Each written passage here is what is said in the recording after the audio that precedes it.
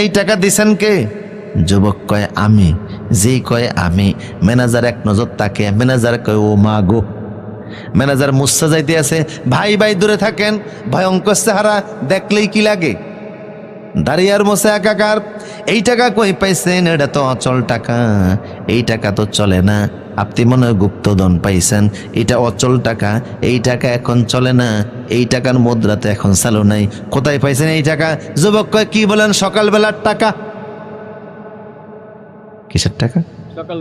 ম্যানেজারে কয় এটা সকালবেলার টাকা না, এটা অনেক আগের টাকা, এই মুদ্রা এখন চলে না। কেন? এই অসল টাকা দিয়েছেন, অন্য টাকা দেন। যুবক কয় আমার কাছে এই টাকা ছাড়া আর কোনো টাকা নাই। ওই হাল্লা পড়ে গেল। ম্যানেজার কয় ধর, কিন্তু ভয়তে কেউ সামনে যায় না।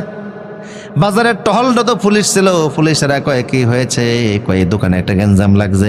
কয় দোকানটা একটা বেজিল্লা দোকান, মাঝে মধ্যেই গ্যাঞ্জাম লাগে, চল দেখে কি হয়েছে। লোকেরা কয় পুলিশ ভাইরা যায়েন না, আপনারা যদি দেখেন আপনারাও ভয় পাইবেন। পুলিশ কয় কি কয় আবার এগুলি? জীবনে কত চোর ডাকাত সন্ত্রাসী ধরলাম, পিসি হান্নান মুরগি মিলন, কালা জাহাঙ্গীর কুত্তা আসলাম, কত সন্ত্রাসী ধরলাম, ভয় পাইলাম না। আসামি দেখে বুঝে পুলিশ ভয় পায়।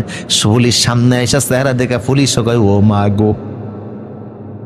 এই যুবক এই টাকা কই পাইছো? কয় সকালবেলার টাকা।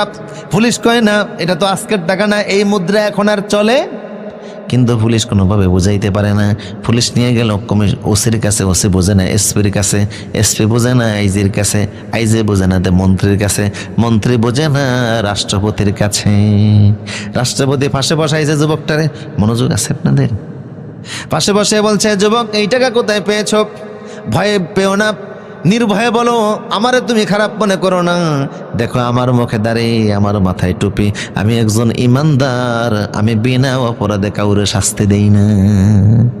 যেই বলেছে আমি ইমানদার, আমার ভাইরা যুবকের চোখ থেকে টপ টপ করে পানি পড়ে। কি বলছেন আপনি ইমানদার? হ্যাঁ আমি ইমানদার। শুধু আমি ইমানদার নই, গোটা দেশের জনগণ ইমানদার। এখনই মাগরিবের আজান হবে, দেখবা সবাই জামাতে নামাজ পড়ে। ও আল্লাহু আকবার। কি বলেন বাদশা? হ্যাঁ আমি ইমানদার। তুমি এই টাকা কোথায় পেয়েছো? এটা আজকের টাকা না, এই টাকা মিনিমাম 309 বছর আগেকার টাকা। এটা মনে হয় গুপ্তধন তুমি পেয়েছো। আমার ভয় পেও না, আমি ইমানদার, দেশের জনগণ ইমানদার, আমি বিনা অপরাধে কাউরে শাস্তি দেই না।